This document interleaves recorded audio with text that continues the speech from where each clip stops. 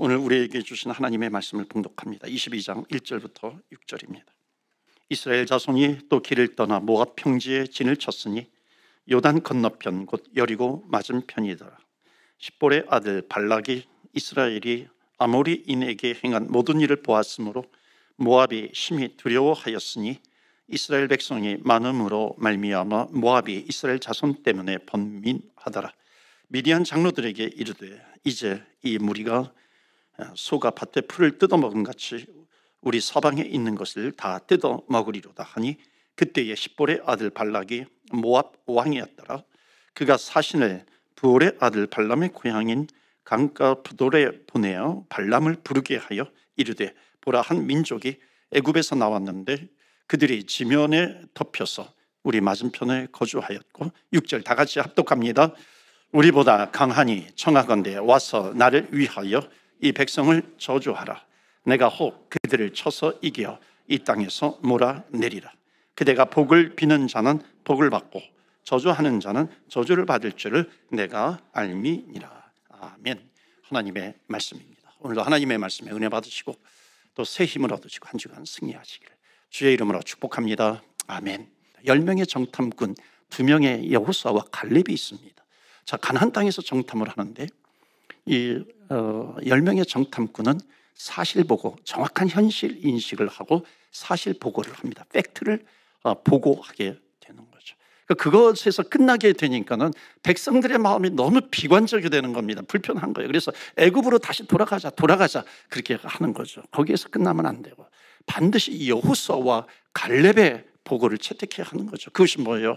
하나님께서 우리와 함께 하시니 우리는 능히 이기리라 라고 하는 겁니다. 이 믿음과 소망을 가지고 나가야 한다는 것이죠. 이때가 이제 그 12명의 정탐꾼 지난주에 말씀이었는데 이게 이제 40여 년 전입니다. 이제 얼마 안 돼서 출애굽한 이후에 하나님께서 이 가나안을 정탐하는데 40일 동안 정탐합니다.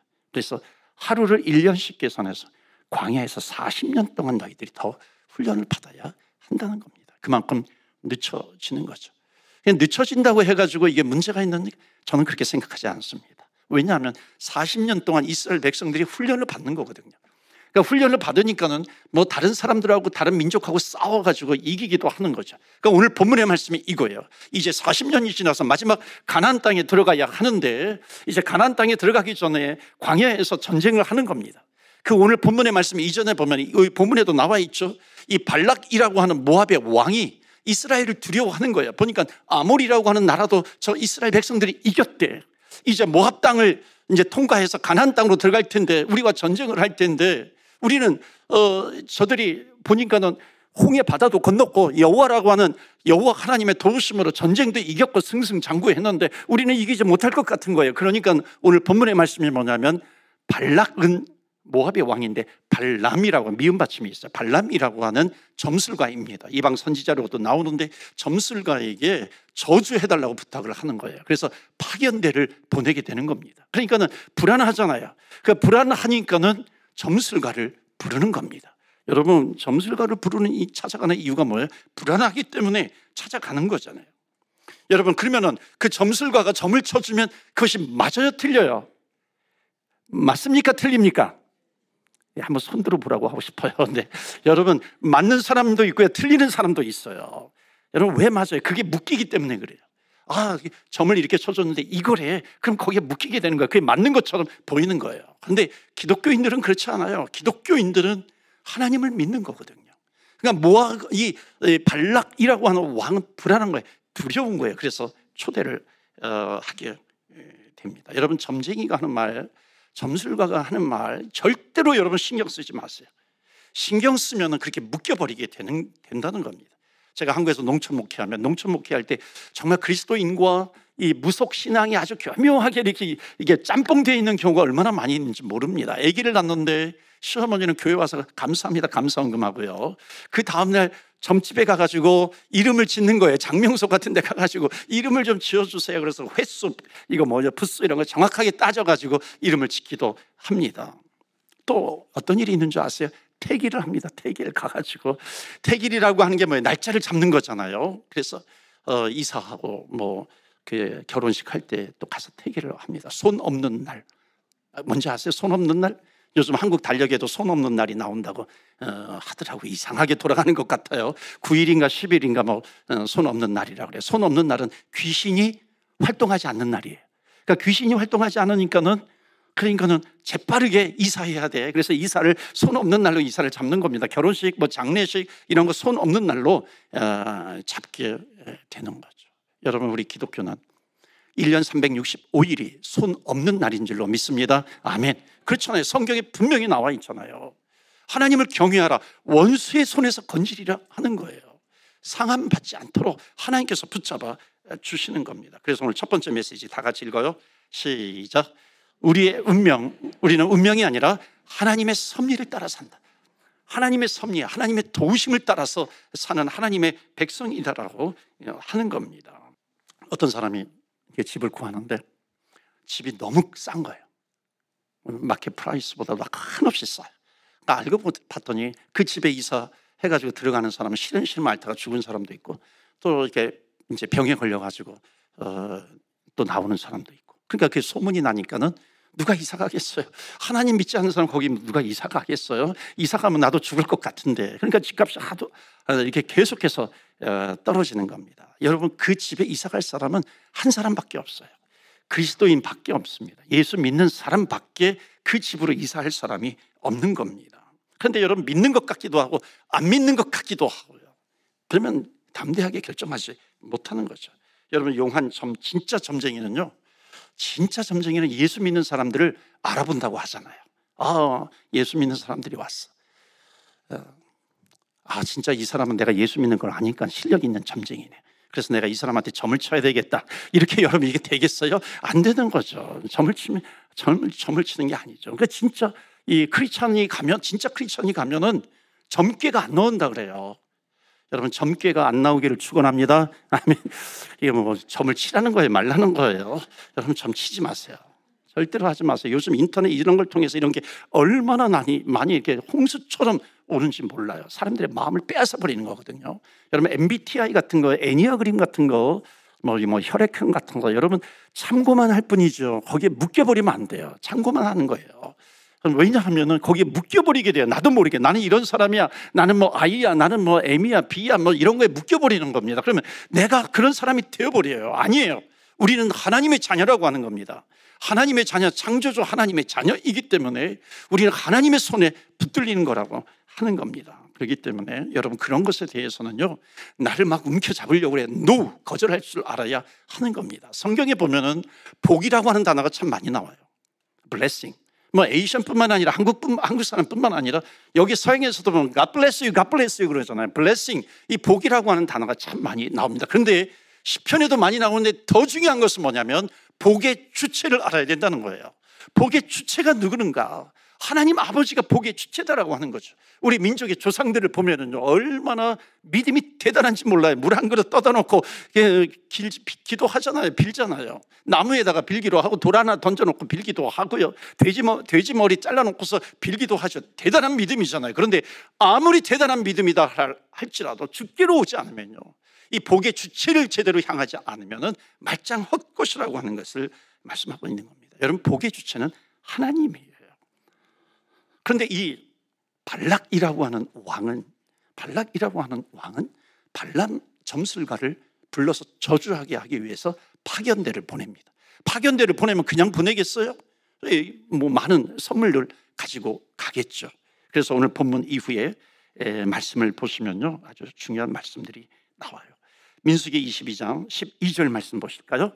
근데 이제 파견대가 오는데 하나님의 말씀이 이 발람이라고 하는, 기억하세요. 발락 왕은 기억받침이에요. 발람은 선지자, 이방 선지자, 점술가입니다. 자, 그냥 하나님께서 중요한 말씀을 하세요. 12절입니다. 다 같이 읽어요. 시작. 하나님이 발람에게 이르시되 너는 그들과 함께 가지도 말고 그 백성을 저주하지도 말라. 그들은 복받은 자들이니라. 아멘. 그들은 복받은 자야. They are blessed. They are blessed. 그들은 복받은 자이기 때문에 하나님께서 축복한 자라고 하는 것을 말씀하고 있습니다. 여러분, 우리는 누구예요? We are blessed. You are blessed. 우리는 하나님의 복을 받은 자다라고 하는 겁니다. 이게 성도의 포지션이에요. 우리는 성도의 포지션을 잃지 말아야 돼요. 근데 더 중요한 것은 뭐냐면 그 성도의 그 축복, 블레싱, 이것을 관리할 줄 알아야 한다는 겁니다. 그래서 축복받은 자인데 이것을 모르고 자꾸만 다른 것에 끌려가게 되는 겁니다. 아니에요. We are blessed. 우리는 하나님의 복받은 자입니다. 여러분, you are blessed. 여러분 어떻게 대답하시겠어요? 여러분은 하나님의 복받은 자인 줄로 믿습니다. 아멘. You are blessed. You are blessed. 우리는 복받은 자라고 하는 겁니다. 믿음으로 구원받은 하나님의 백성이 되었잖아요. 그렇죠? 옆에 분에게 You are blessed 한번 축복해 주세요. You are blessed. 영어가 좀 고생하는 것 같아요. 그렇죠? 네, You are blessed. 우리는 복받은 자입니다. 그래서 이 발람이 거절을 하는 겁니다. 여러분 거절한다고 해가지고 죄가 거절했으니까 stop 그러나요? 아니죠. 죄는 집요합니다. 끝까지 오잖아요. 그러니까 2차 파견대를 보내요. 2차 파견대는 더 많은 선물을 가지고 가겠죠. 그러니까 어떤 선물을 가지고 가느냐 한번 보세요. 17절 말씀 보여주시겠어요? 15절 지나서 17절 말씀입니다. 내가 그대를 높여 크게 존귀하게 하고 그대가 내게 말하는 것은 무엇이든지 시행하리. 그러니까 지금 이 점술가에게 가가지고 너가 말하는 거 다 들어줄게. 마치 이렇게 백지수표를 주는 겁니다. 너가 원하는 거 다 줄게. 여러분 이게 마귀의 장난이에요. 그렇다고 해서 절대로 가면 안 되는 거죠. 왜냐하면 한번 넘어가면 붙잡히는 거예요. 묶여버리는 겁니다. 종속시켜 버리는 거죠. 자, 그런데 뭐라 그러냐면 19절 보세요. 그런즉 이제 너희도 이 밤에 여기서 유숙하라 하면서 여호와께서 내게 무슨 말씀을 하시는지 더 알아보겠다는 거예요. 지금 하나님께서 이미 가지 말라 그랬는데 지금 뭐라고 얘기하니까 이거 줄게, 더 높은 자리 줄게, 뭐 백지수표 줄게 이러니까는 그래 내가 하나님 앞에 더 기도해 볼게, 더 기도해 볼게 그런 거. 이건 뭐예요? 지금 벌써 발람은 이게 마음이 넘어가 버린 겁니다. 그 마음속에 갈등이 있는 거예요. 20절 보세요. 오늘 성경을 좀 많이 읽는데 중요한 구절이 나와서 그래요. 20절 말씀 굉장히 중요하지만 또 어려운 구절이 나와요. 밤에 하나님이 발람에게 임하여 이르시되 그 사람들이 너를 부르러 왔거든. 뭐라 그러냐면 일어나 함께 타라. 아까는 가지 말라 그랬어요. 근데 왜 하나님은 발람에게 또 가라고 하는 겁니다. 여러분 20절 구절이 굉장히 어려운 구절 가운데 하나입니다. 그 사람들이 부르면 가라 하는 거죠. 근데 중요한 것은 이거예요. 하나님이 정말로 가기를 원하셨는가라고 하는 거예요. 하나님이 가라고 했다고 가기를 원하시는 건가? 여러분 공부 잘하는 아이가요. 그 엄마 나 늦게 공부 다 하다가 갈게 그러면은 그래 알았어 공부하다 와. 근데 공부 하나도 안 하는 아이가 매 팽팽 놀기만 하는 아이가 엄마 나 공부하다가 오늘 밤 늦게 갈게. 그래도 왜 대답은 똑같습니다. 그래. 왜 그런 줄 아세요? 포기했기 때문에 그런 거예요. 여러분 포기해도 그래 늦게 와 공부하다 와. 정말 그 아들이 공부를 열심히 해도 그래 똑같은 센텐스이지만요 말하는 사람의 마음이 전혀 다르다는 겁니다. 지금 하나님의 마음이 있는 거예요. 지금 20절 말씀은요 가라는 거예요 말라는 거예요. 여러분 이 20절 말씀은 하나님이 가라고 허락하신 것이 아니라 죄를 짓겠다고 하는 사람의 자유의지가 있어요. free will. 이 신학적으로 굉장히 중요한데 죄를 짓겠다고 하는 사람의 그 자유의지를 하나님은 막지 않으세요. 이게 에덴 동산의 선악과 문제하고도 연결이 되는 거죠. 다 연결이 됩니다. 하나님은 끝까지 마음은 뭐냐면 no. 그런데 우리가 짓겠다고 하면 너 죄 짓고 싶지? 그래 가봐.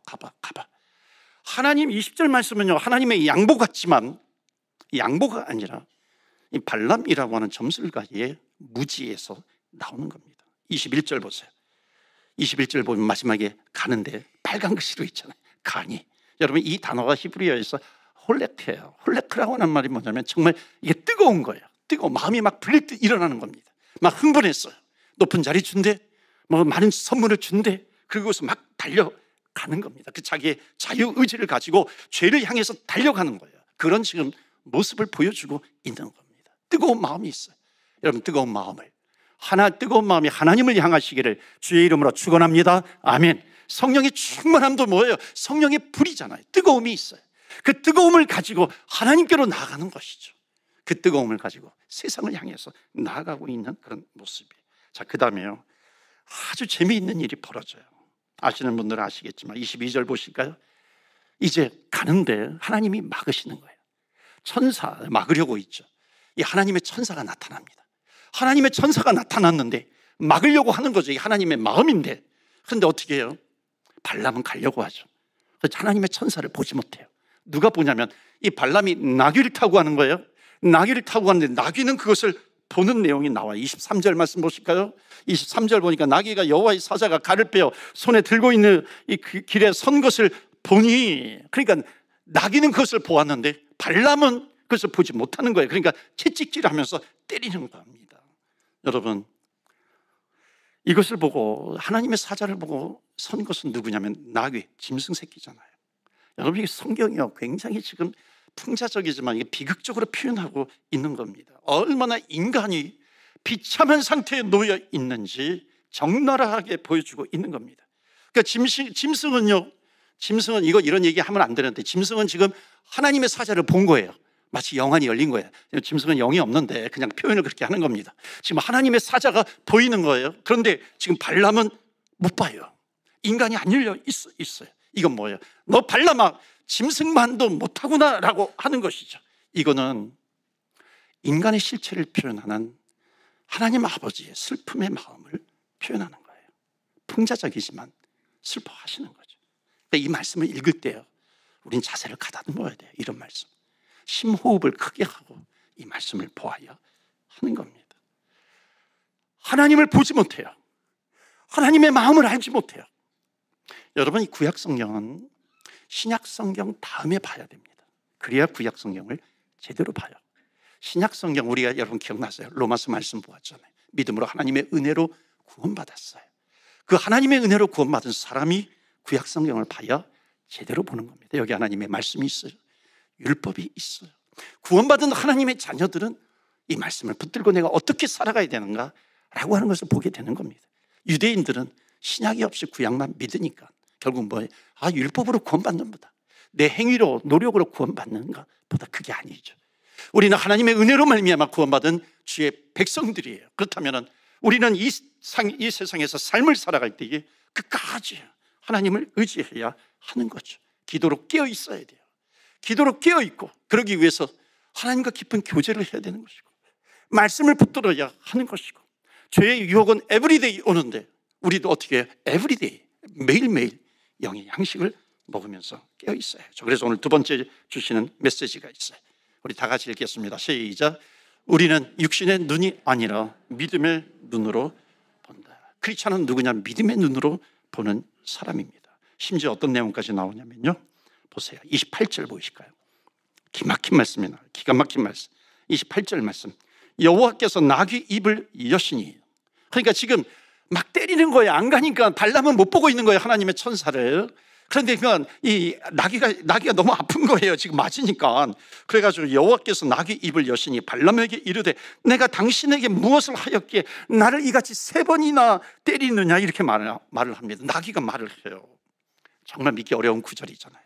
제가 목사이지만요, 제 이성으로는 이게 믿어지지가 않는 겁니다. 나귀가 말한다는 게 이게 말이 됩니까? 이게 자연스럽게 믿어지면 이거 어찌 보면 좀 정신 나간 거죠. 이게 나귀가 지금 말을 하고 있는 거예요.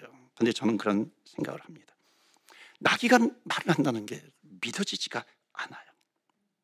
저는 이런 얘기가 오면은요, 저는 정말 이게 믿지 못하는 그런 이성을 가지고 있어요. 깊이 붙들어야 돼, 묵상을 해야 하는 거예요. 그런데 여러분, 이 성경을 한번 읽어보세요. 하나님의 마음을 가지고, 사랑을 가지고 한번 이 말씀을 읽어보세요. 놀라운 것을 발견합니다. 믿어지는 정도가 아니라 정말로 하나님께서 이 세상을 창조하셨구나라고 하는 하나님에 대한 신뢰가 생기는 겁니다.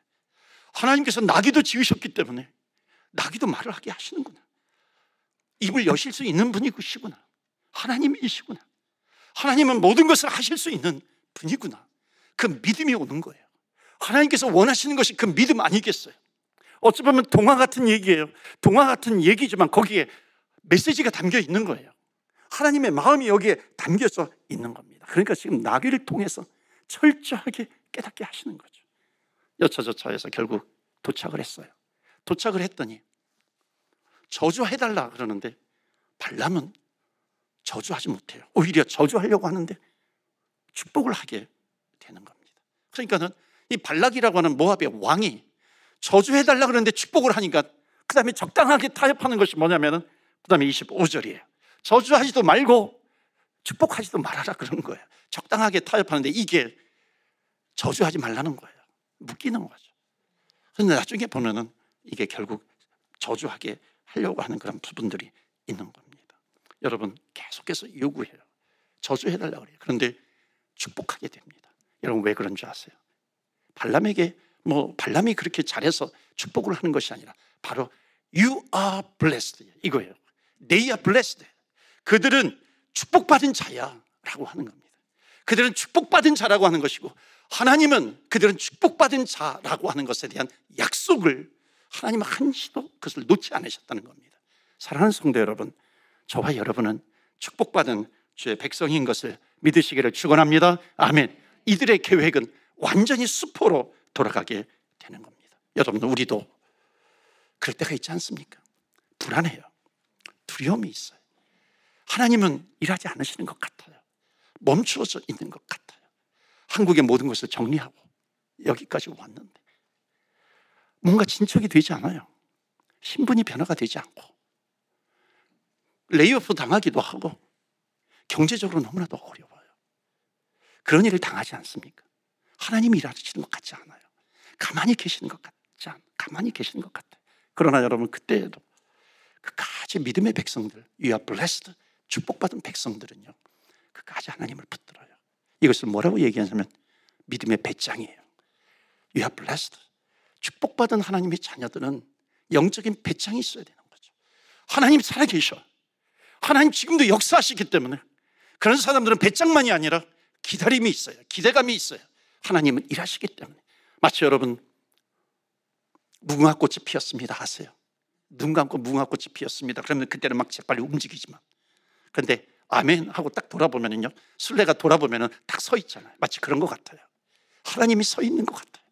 계시지 않는 것 같아요. 움직이지 않으시는 것 같아요.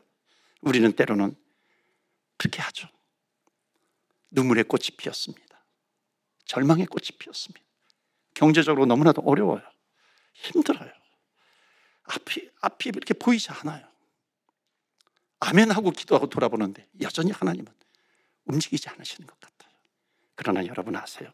그렇다 할지라도 하나님은 점점 내가 눈을 감고 있을 때 앞으로 다가오신다는 겁니다. 나를 하신 하나님, 너가 어떤 상황인지 하나님은 아세요. 그렇기 때문에 하나님은 한시도 You are blessed, 축복받은 자라고 하는 것, 하나님은 그것을 취소시키지 않으세요.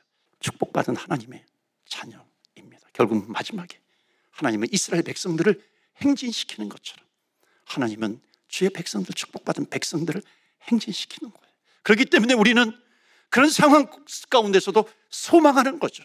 준비하는 겁니다. 하나님은 살아계시고 하나님께서 한번 길을 열어주시면 아무리 경제적으로 어려워도 절망 가운데 있고 내가 질병 가운데 있다 할지라도 하나님은 반드시 열어주시고 역사하시고 일하시기 때문에 반드시 승리의 날이 올 거야. 이게 누구냐면 You are blessed, 축복받은 하나님의 백성입니다. 한 주간도 승리하시기를 주의 이름으로 축원합니다. 아멘. 우리 한번 짧은 시간이지만 합심해서 기도합니다.